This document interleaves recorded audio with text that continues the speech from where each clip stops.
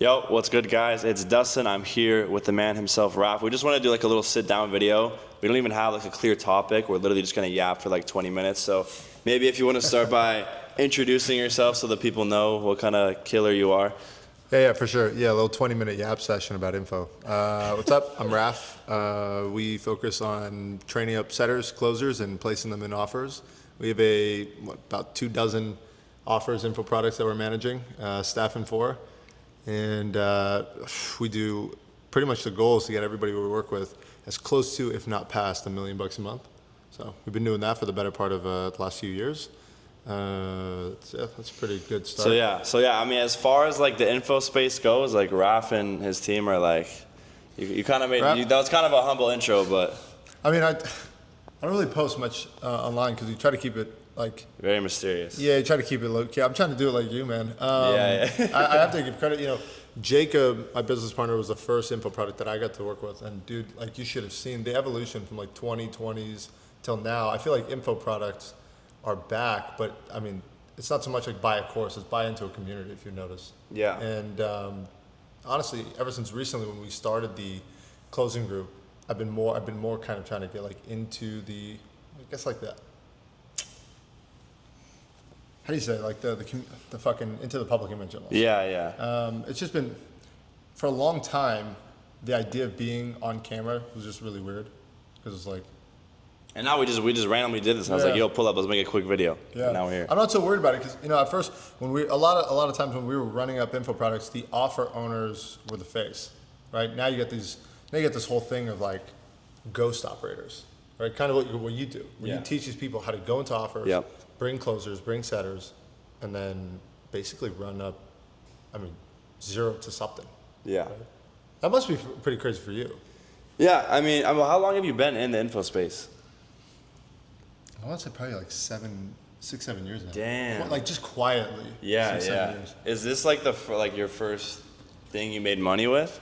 Well, with the info, no. I was actually, the first $10,000 I made, I actually made it in my dorm room.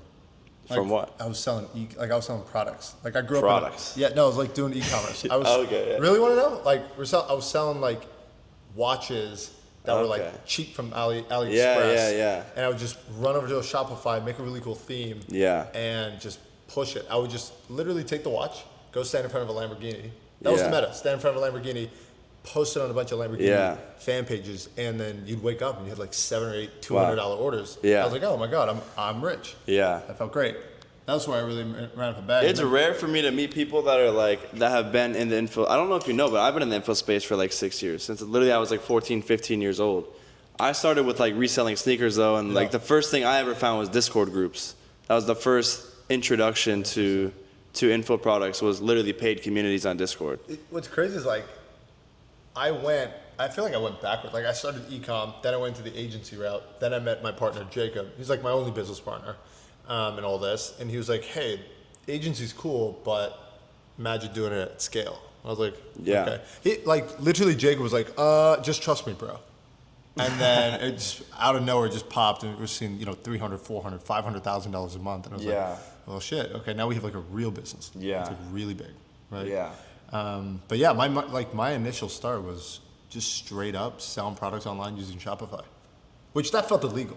Like, imagine like there was like a $20 watch from AliExpress, and now suddenly made. So was Jacob selling e-com info products at the time? Did you join his course back then? No. He was making a bag doing e-commerce, and then he had started a community. Yeah. Exactly. And he was like, hey man, like, can you help with a couple things? I was like, sure. We had met through mutuals and stuff.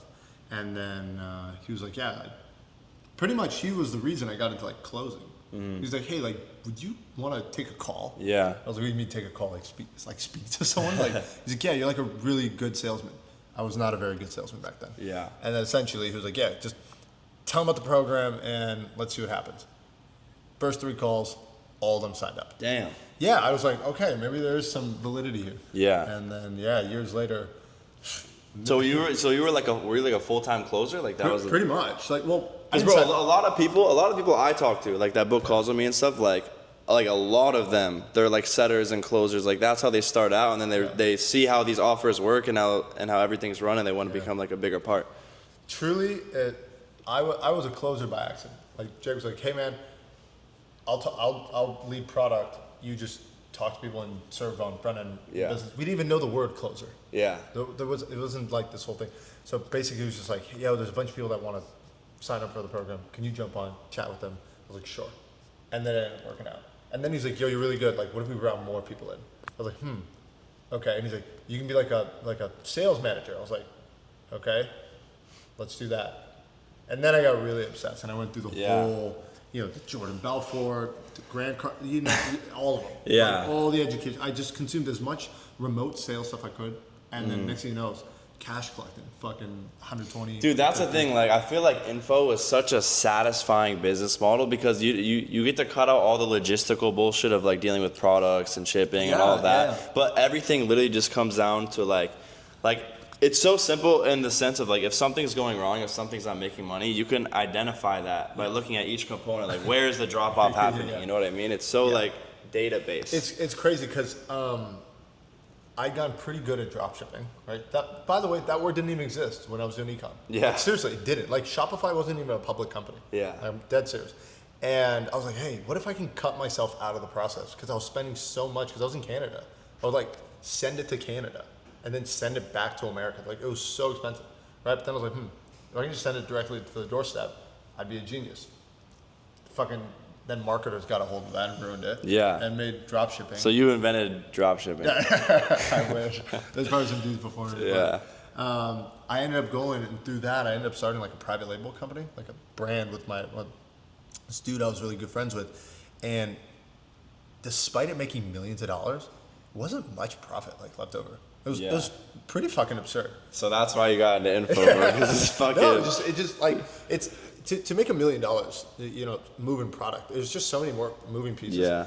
And like if you don't own the warehouse that you should. I mean, bro, you make the money on the exit with ecom. It's not exactly. Like, I sold out of my stores. I'm happy. Everything worked out. Yeah. But I know a lot of people that basically start up e-commerce stores would see $100,000 or $200,000 a month, and then the business goes sour or they're fucking fulfilled. I knew one girl who spent $1 million on inventory from a trusted supplier, and they sent, instead of putting the tea, that she was selling tea at the time, instead of putting the tea in there, they sent dirt. It weighed the same, so it passed through. Oh my god! And then she literally lost $1 million. Like, I don't even talk to her. I didn't. Like, that must imagine how horrible that is. That is awful. And she also. And you have all those angry customers. That I can't even imagine. You also need to refund all those people. Yeah. So when I heard that, I was like, I don't know about this. Like, I was. Wow. Yeah. And that was why we kind of stayed away from giant purchase orders, because my buddy that I was working with at the time, he had a lot of experience. He witnessed it happen. Yeah. Firsthand. And then naturally, I got into the agency work, because agency work, I was like running like a social media marketing agency, right? Yeah. I would just reach out to people that I knew in the space, and they didn't know how to run Facebook ads, because before you had to do this crazy architecture, and I was just like, hey, I will do this for you. Give me like $2,000. I was like, whatever they'll give me. I had like 5, like out of nowhere, I had like 6 clients paying $2,000 a month. I'm in college. I'm like, is this it? Yeah. Like, did I just why am I even going to school? Yeah. Sorry, Mom. But I finished though. However, eventually after that, I was like, it's the way I saw info was like, it's just agency at scale. Pretty much. That's literally all. That's the only reason I went through with it. Yeah. There was always, those those guys like, here in my garage, just bought this new Lamborghini. Yeah. Like, I didn't want to end up like that per se, because there's just so much like hate on the So videos. what do you think about like the Miami Guru archetype? What do I think about that? Yeah. I mean, what would you even define as that? Because there's a lot of people that are legit and they make money with their business model, but they also sell info, and then they have all their videos flexing with a Lambo. Like, would you consider them like, what even is a guru? You know what I mean? Well, a guru in my eyes is a flex offender, right? What does that like mean? you make $30,000 a month, but you spend 31, right? You buy it, you go to the nice restaurants, like you drive the really cool car, but it's a lease, and it's like you're sharing it with your roommate. Right? It's really fucking up. You know what I mean? I see. But hey, the way I see it is like if you're crushing it at like, I don't know, wholesale real estate. Yeah.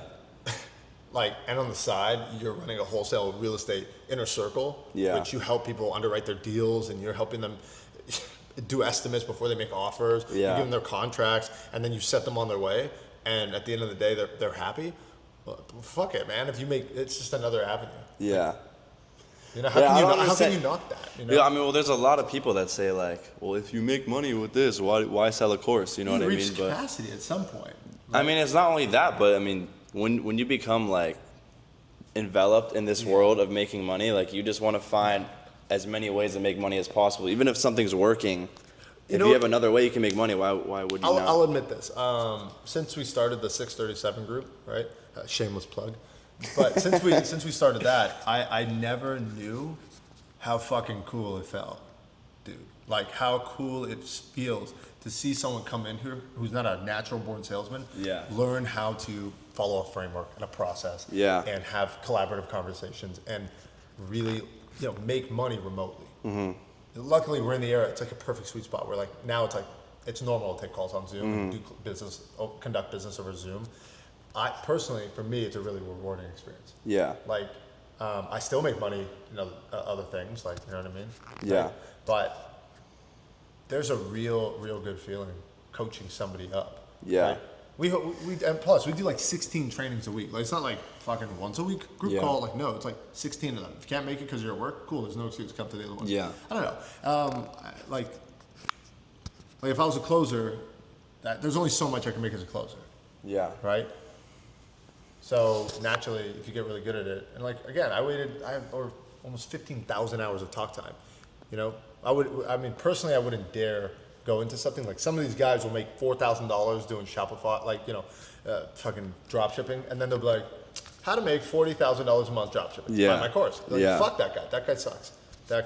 So why do you think like courses or info products have such like a bad reputation or are like so looked down upon by the masses? I think it's for exactly what you just said, like the Miami course, guru.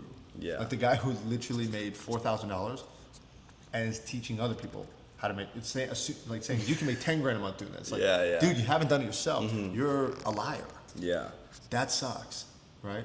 I think if you've done something long enough and you continue to do it, and you want to make some extra scratch teaching people how to do it themselves because it's a growing market, kudos to you. Yeah. That's my personal opinion. But if you spend every dollar you get through the door to portray a lifestyle that you barely live, to convince people to buy a fucking ebook online, you're a piece of shit. Yeah.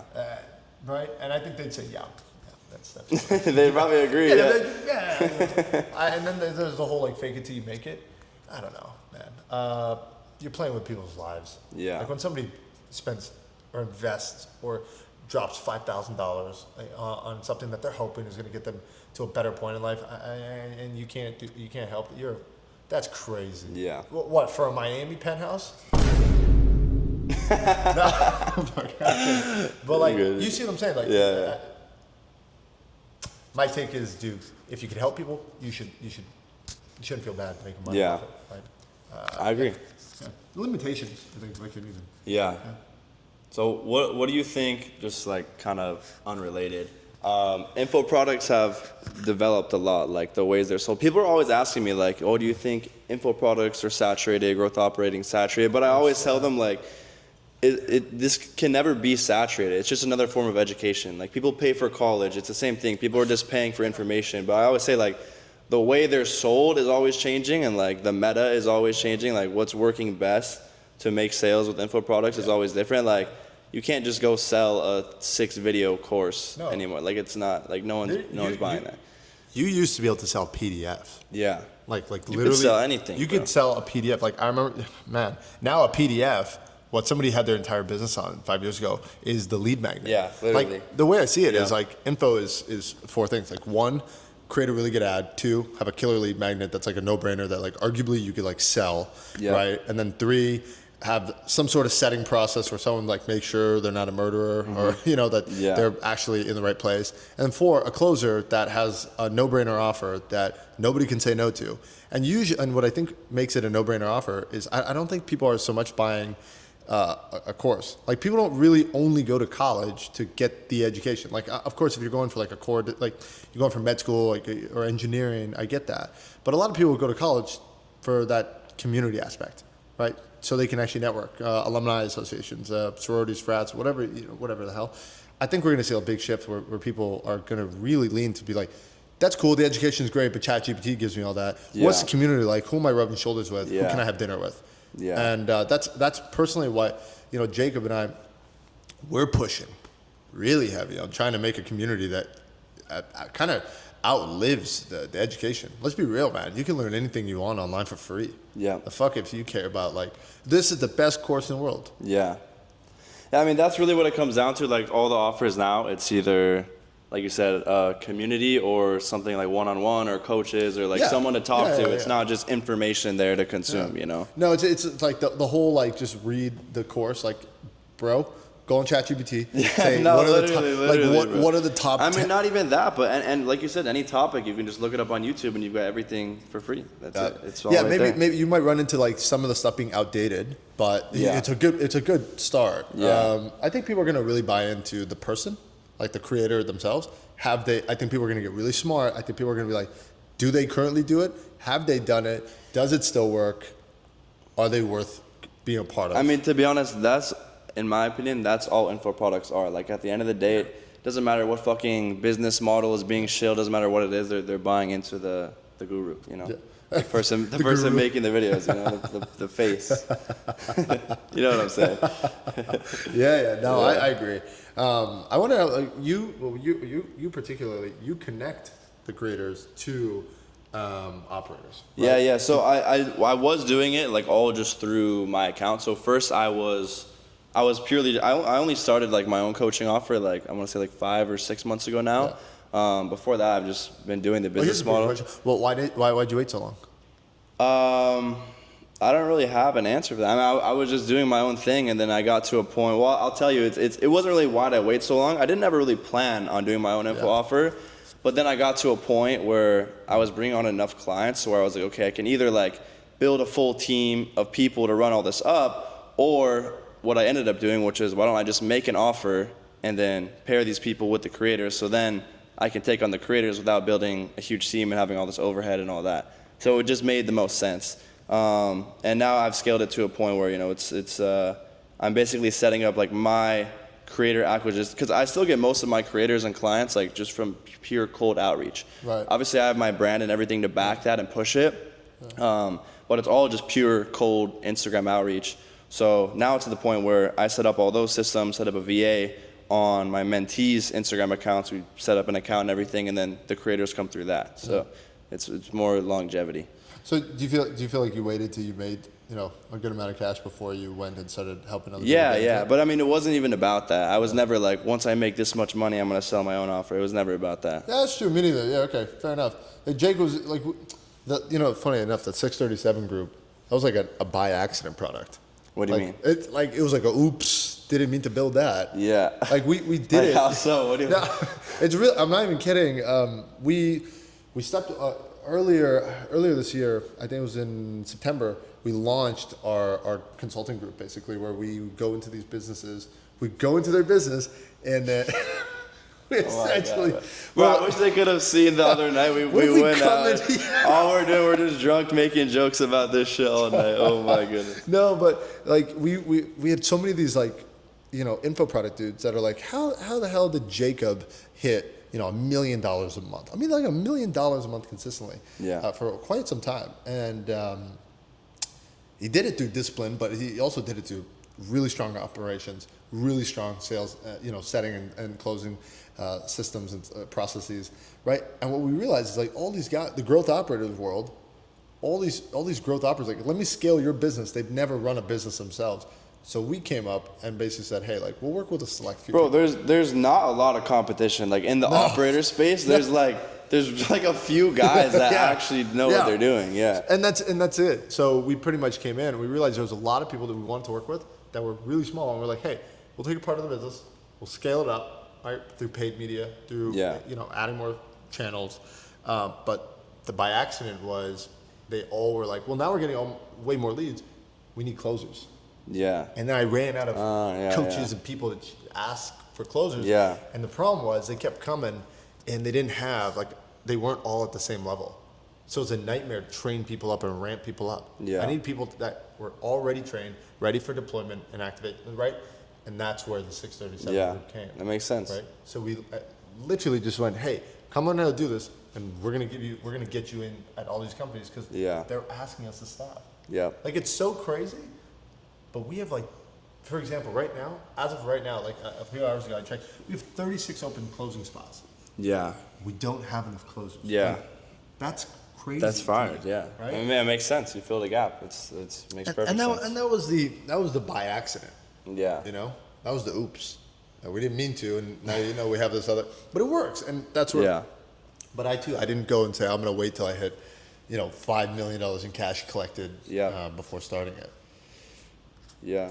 I mean, we're at like 20 minutes, so I think it's good. Cool. By the way, I want to say real quick, I don't think I even mentioned this, but you guys probably know I pretty much focus all on like organic. Like I partner with creators that already have like an organic pool. Yeah. Raph is all paid media. It's all paid ads. So we're both kind of on like separate sides of the game. Yeah, we don't do any. Well, I mean, we don't not, but we built all of our offers. The moat that we have is you don't need to be famous. Like you can just build your positioning, like build your brand, and we can use ads as a microphone or an amplifier. Yeah. And the leads that come in, the setters will set and the closers will close and we'll fulfill. And that's how we did it. That's just systems, yeah. Pretty much, exactly. That's what's allowed us to kind of survive so long that we did. Because one thing that I think a lot of people don't realize, offers do crash and burn. They do, yeah. Like we all know some of those that, suddenly the guy is selling an AI offer. Like, he's fucking, like, we won't name names, but. No, but like, or it's like the guy selling a crypto offer when crypto's pumping and something like that. Fitness next month. Yeah. They do that because they stopped going viral, right, in whatever niche they were.